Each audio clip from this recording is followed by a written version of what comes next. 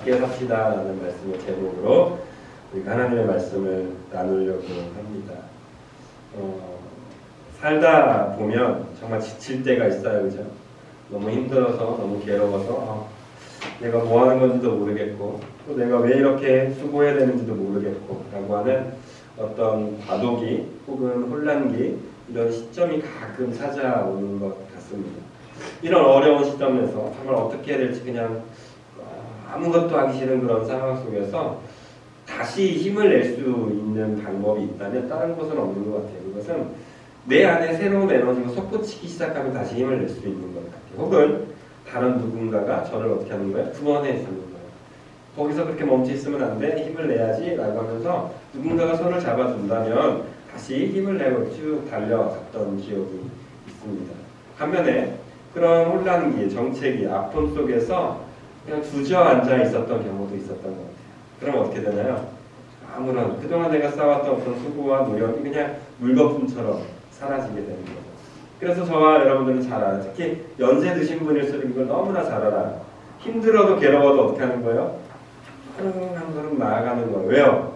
그동안 나의 발자취가, 나의 흔적이 사라지지 않게 하기 위해서. 그래서 정말 그럴까요? 정말 내가 조금 더 열심히 산다고, 내가 뭔가 더 열심히 한다고, 지금 내가 정신 차린다고 나의 흔적이 정말 사라지지 않을까요? 우리는 알게 될 거예요. 나의 생명이 다하는 그 마지막 날, 쓸데없는 짓 했다, 이걸 알게 될 거예요. 돈을 위해서 열심히 살았던 사람들은 이 돈 내가 누구 주고 가나 라는 생각에 후회하면서 자신의 인생을 마감할 거라는 거예요. 명예를 쫓았던 사람들은 명예가 정말 부질없다는 걸 깨닫게 될 것이고요. 또 건강으로, 또 자기 힘만 믿고 살았던 사람들 역시 죽음 앞에서는 자기의 한계, 내가 살아왔던 모든 것들이 헛되다라는 것을 깨닫는 그 시간이 반드시 올 거라는 것이죠. 그럼 부활주의를 맞이하는 오늘, 저와 여러분들이 어떻게 하면 그 마지막 순간, 죽음 앞에서 후회하지 않는 삶으로 마감하지 않을 수 있을까 곰곰이 생각해 보았습니다. 그러면서 예수님의 십자가 사건이 오버랩됐어요. 예수님의 십자가에서 죽으실 때 후회했을까? 이런 생각까지 가보게 된 거예요. 예수님이 십자가에 달리셔서 못에 박히셨을 때 괜히 못 박히네, 이런 후회하셨을까? 사람들이 자신을 향해서 채찍질하고 침 뱉고 돌을 던지는 사람들의 모습을 보면서 나 괜히 십자가 지기를 했다, 이런 다짐했다, 후회하셨을까? 아무리 되짚어보고 아무리 제가 생각해봐도 후회하지 않았다라는 결론을 낼 수밖에 없습니다. 왜냐하면 예수님께서 십자가 위에서 하셨던 마지막 말씀, 여러분 잘 기억하실 거예요. 뭐예요? 다 이루었다. 내가 그동안 내가 해왔던 모든 것들을 다 해냈다 라고 하면서 만족해 하시면서 돌아가셨다라는 거예요. 이 말은 하나님, 예수님께서 십자가에서 죽으실 때 전혀 후회 없이 내가 할 걸 최선을 다해서 다 했다라는 표현이 되기도 합니다. 그러므로 저와 여러분들의 삶의 마지막, 인생의 여정의 마지막이어서 그렇게 고백했으면 좋겠어요. 난 진짜 잘했어. 난 정말 후회 없이 살았어. 그런 고백들이 저와 여러분들이 입술에서 고백해서 나올 수만 있다면 정말 행복한 인생이 아닐까 생각해 봅니다. 바라기는 우리의 인생의 마지막, 특별히 우리 아이들 정말 많은 시간이 남았어요. 80년, 90년의 시간이 남았어요. 그 시간을 헛되이 보내지 마시고 정말 후회하지 않는 삶으로 채워나갈 수 있게 되기를 예수님의 이름으로 축복드립니다. 그럼 어떻게 하면 후회하지 않을까? 예수님처럼 다 이뤘다 라고 이야기할 수 있을까요? 그러기 위해서는 좀 성찬식을 좀 우리가 경험해야 되는데요. 영상. 이 영상을 좀 보시고, 좀 길어요. 성찬식에 참여하시는 분들은 좀 더 많이 받아보시고, 죄를 회개하시고, 주님의 몸을 받을 준비를 충분히 하시면서 이 영상을 보셨으면 좋겠습니다. 은혜를 허락하신 하나님께 감사하며 예수님의 몸과 피를 받도록 하겠습니다.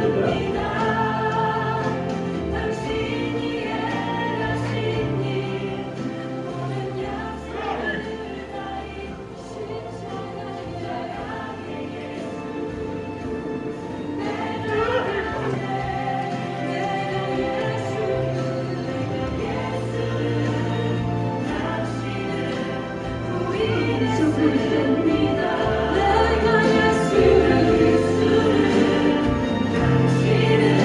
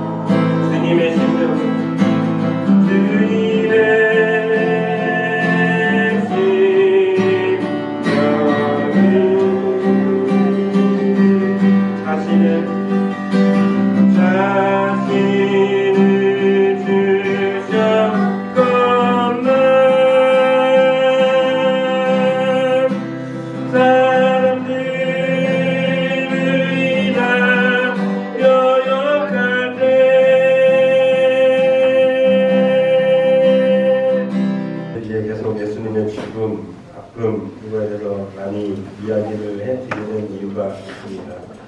우리는 부활의 기쁨의 이야기를 할 때 예수님께서 다시 살아나신 그 기쁨에 취해 예수님의 진짜 아픔을 우리가 너무 쉽게 잊어버린 것 같습니다. 이번 한 주를 살아가면서 또 저의 삶을 살아가면서 제가 정말 힘들 때, 정말 괴로울 때, 정말 눈물 날 때 저에게 사랑의 위로에 또 누군가가 전화를 해서 괜찮아 할 수 있어 라고 말을 할 때 정말 저는 힘을 많이 느낍니다. 똑같지 않을까 생각합니다. 기쁨의 자리에서 기쁨을 나누는 것 정말 좋습니다. 그러나 예수님이 정말 괴로워하실 때, 정말 눈물 흘리고 계실 때 그때 예수님의 손을 잡고 예수님 제가 같이 주님의 손을 잡겠습니다. 제가 주님의 그 십자가의 길을 저도 한번 같이 걸어가 보겠습니다 라고 말할 수 있는 그 믿음이 어쩌면 예수님께 더 큰 기쁨이 되지 않을까 싶습니다. 부활주의를 맞이하는 오늘 저와 여러분들이 먼저 꼭 가져야 될 것이 있다면 이 예수님의 고난, 예수님의 눈물일 것입니다. 바라기는 아직까지 여러분들이 예수님의 고난에 진심으로 참여하지 못했다면 이번 한 주 더 예수님의 고난에 집중하시길 바랍니다. 말씀을 묵상하시면서 예수님이 죽음 앞에 한번 서 보십시오. 그러면 예수님이 얼마나 괴로워하시는지, 얼마나 눈물 흘리고 하고 계시는지를 보게 될 것입니다. 그리고 거기만 멈춰 계시면 또 안 돼요.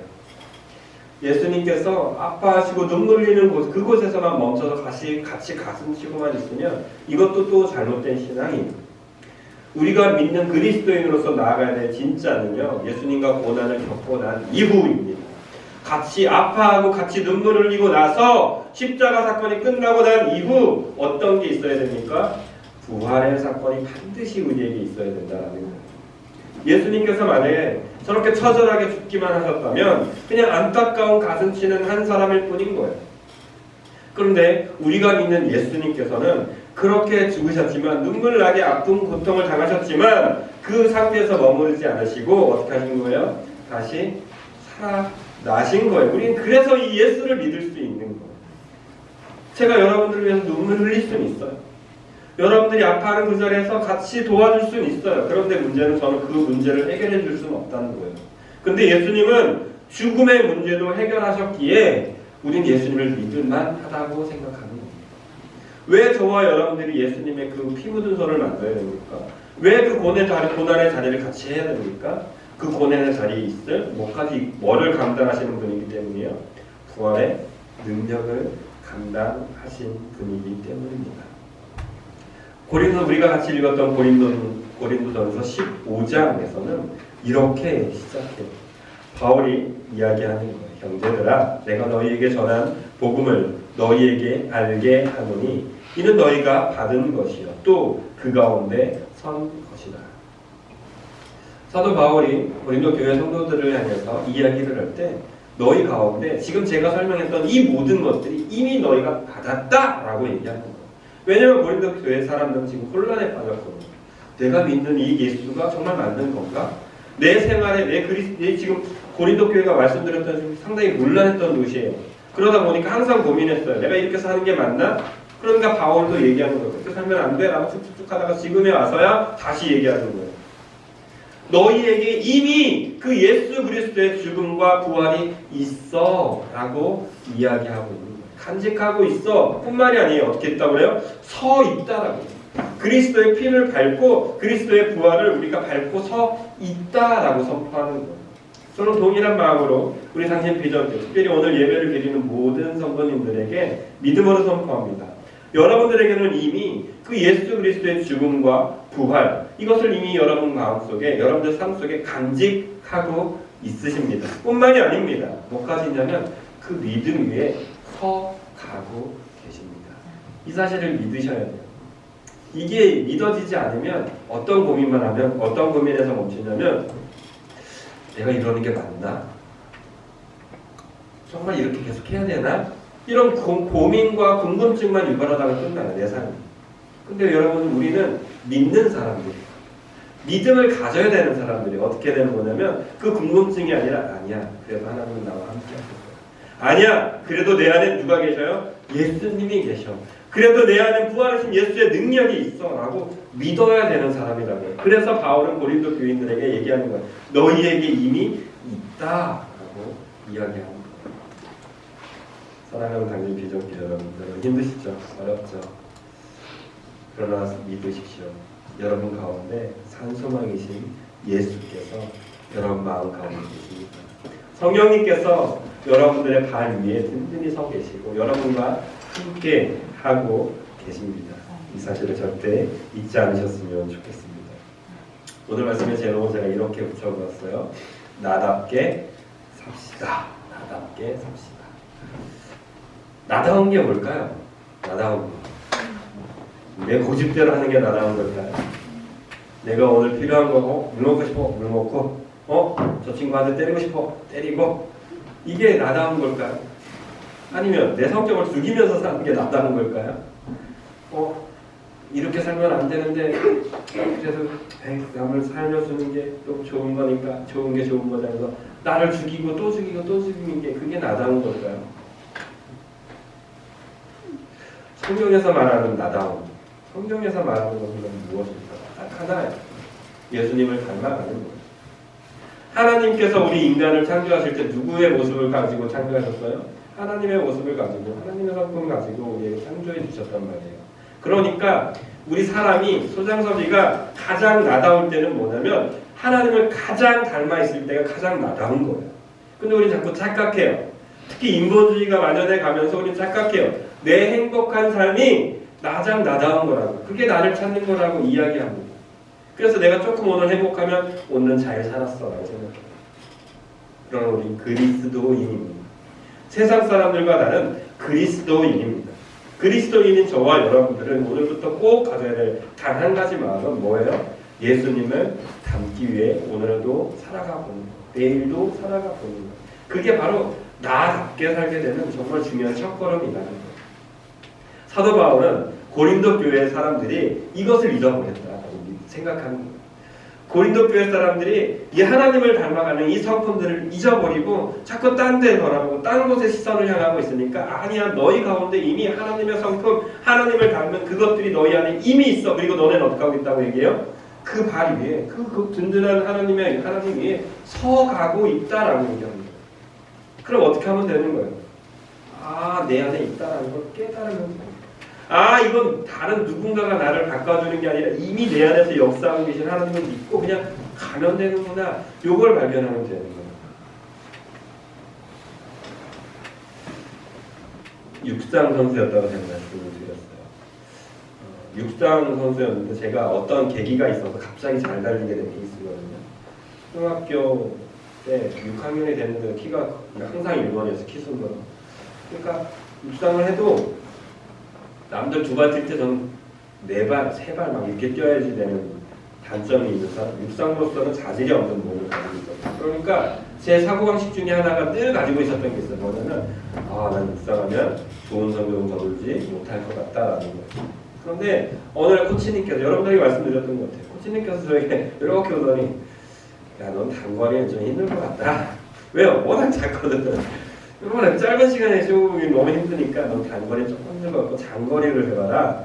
왜냐면 장거리는 긴 시간이 있어. 더군다나 긴 시간을 달리면서 네가 남들보다 한 번만 더 달리면, 두 번만 더 열심히 뛰려고 하는 생각이 10번, 20번, 30번이 되면 네가 다른 사람들보다 훨씬 빨리 달릴 수 있게 될 거야 라는 저의 생각을 바꿔주셨어요. 그래서 내가 열심히 장거리를 뛰기 시작했어요. 남들이 한 발 뛸 때 정말 의식적으로 두 발을 뛰었어요. 남이 제가 한 발 크게 뛰었으면 저도 더 크게 두 발을 뛰었어요. 그렇게 하다 보니까 제 인내를 벗어나는 거예요. 제 한계를 벗어나는 능력을 발휘해서 어느 순간부터 제가 잘 뛰고 있거든요. 잘 뛰다 보니까 선수가 되고, 선수가 되다 보니까 또 순위권에 입상하게 되고, 이런 일들을 제가 경험하게 된 거예요.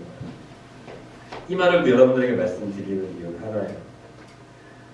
여러분들이 왜 신앙생활을 온전히 성숙하지 못합니까? 왜 오늘도 쓸 때 오늘도 뭐 하겠어, 말씀대로 살려고 했는데 안 됐어, 맨날 이럴까요? 왜 그러는가? 내가 하려고 하니까. 아니에요.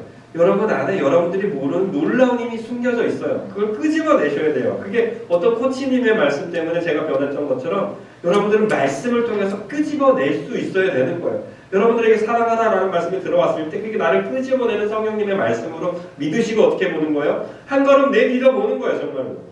그럼 내 힘이 아니라 누구의 힘이 작동하기 시작하면 성령님의 힘이 작동하면서 우리는 놀라운 힘을 해낼 수 있게 된다고요. 왜요? 내 안에 이미 누가 계시기 때문에 성령님이라는 놀라운 분이 우리에게 역사하고 계시기 때문에 여러분들은 못하겠죠. 그러나 성령님은 하실 수 있다라는 거예요. 그래서 사도 바울은 고린도 교인 성도들에게 이미 너희 안에 그분이 계시다라고 선포해주고 있다라는 것이죠. 그런데 사도 바울은 지난번에 제가 이 본문 가지고 여러분들이 헛되고 막 이야기 막 했던 적이 있어요. 문제는 그거예요. 우리가 이것을 알지 못하고 신앙생활하잖아요. 이것을 깨닫지 못하고 오늘도 열심히 살잖아요. 내 욕심대로만 열심히 살잖아요. 그건 헛된 신앙이 돼버린다. 그래서 사도 바울은 계속해서 헛되이 믿지 말라고, 헛되이 믿지 말라고 이야기하고 있습니다. 저도 동일한 마음으로 여러분들에게 축복하면서 부탁드립니다. 여러분, 헛되이 믿는 신앙 살지 마십시오. 내가 뭔가 해내겠다고, 내가 뭔가 만들어내겠다고 하고 헛된 신앙이 아니라 내 안에 계신 누구를 끄집어내는 예수 그리스도, 우리 성령님을 끄집어내는 그 신앙을 살아가게 되시는 저와 여러분들이 되셨으면 좋겠습니다.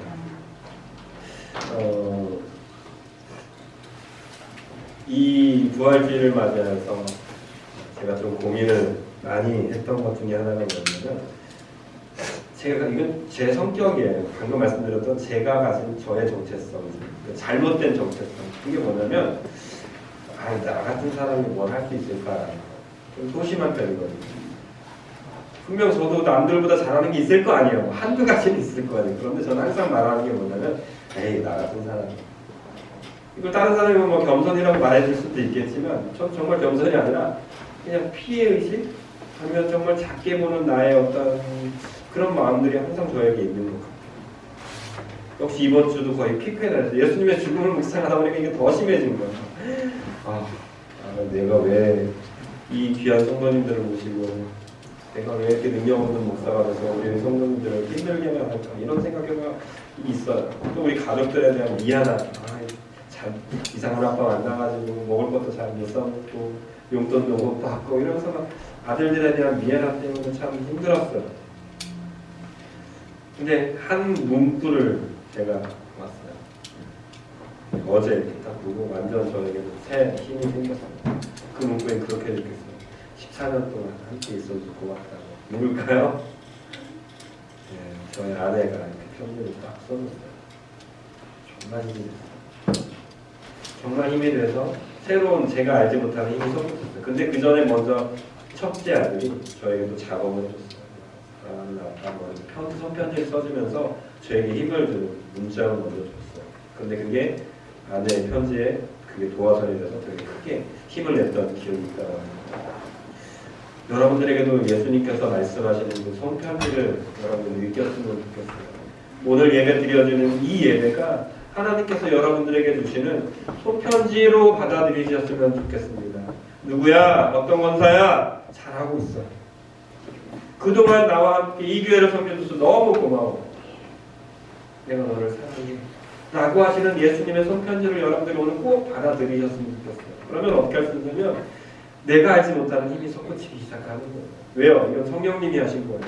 아내가 나에게 했었던 그 한마디 때문에 제가 놀라운 힘을 얻게 되는 것처럼 성령님이 여러분들에게 누구 권사야 고마워 내가 너와 함께하고 있어 라고 하시는 그 음성이 내게 들려진다면 이제는 우리는 어떻게 할 수 있는 거예요? 새 힘을 내고 달려갈 수 있게 되는 것입니다. 2절 말씀을 좀 볼까요? 고린도전서 15장 2절. 너희가 만일 내가 그 전한 그 말을 굳게 지키고 헛되이 믿지 아니하였으면 그로 말미암아 뭐래요? 구원을 받으리라. 쭉 이게 반복이에요. 쭉 반복되다가 11절 즉 결론입니다. 그러므로 나나 그들이나 이같이 전파하되 너희도 뭐래요? 이같이 믿었느니라. 사도 바울은 다른 제자들보다 작다라고 얘기해요. 왜냐하면 예수님을 직접 본 인격은 아니었거든요. 살아생전에 같이 사역했던 사람이 아니었거든요. 밤에 도장으로 가다가 환상 중에 혹은 실제로 그렇게 보고 예수님의 제자로 살았던 사람이었거든요. 그래서 다른 제자에 비해 저는 작은 자라고 그런 이야기를 합니다. 그런데 그런 작은 자였던 사도 바울이 어떻게 선포하고 있냐면 그러므로 나나 그들이나 제자들이에요. 그들이나 이같이 전파하며 너희도 뭐예요? 이같이 믿었대요.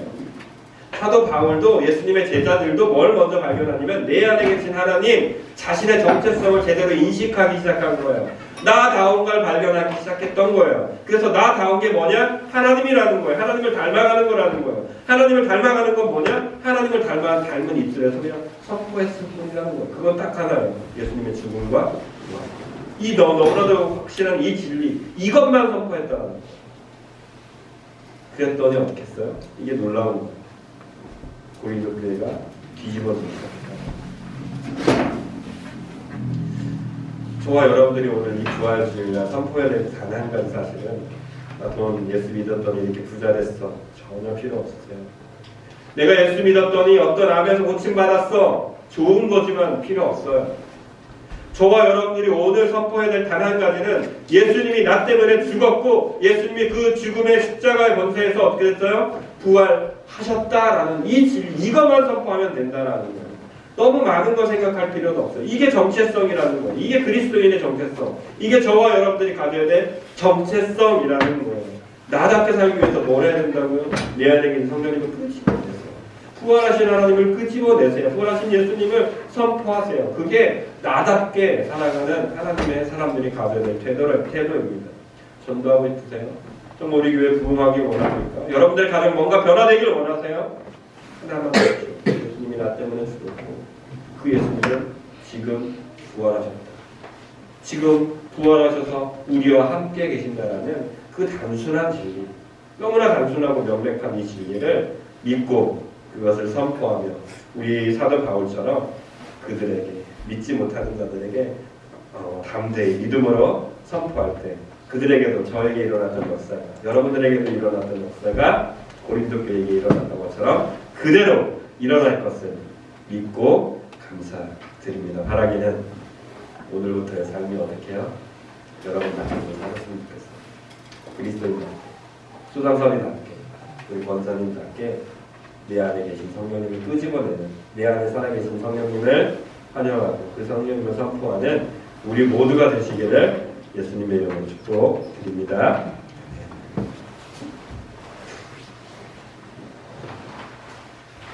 우리 지금 잠깐 일어나서 기도하도록 하겠습니다.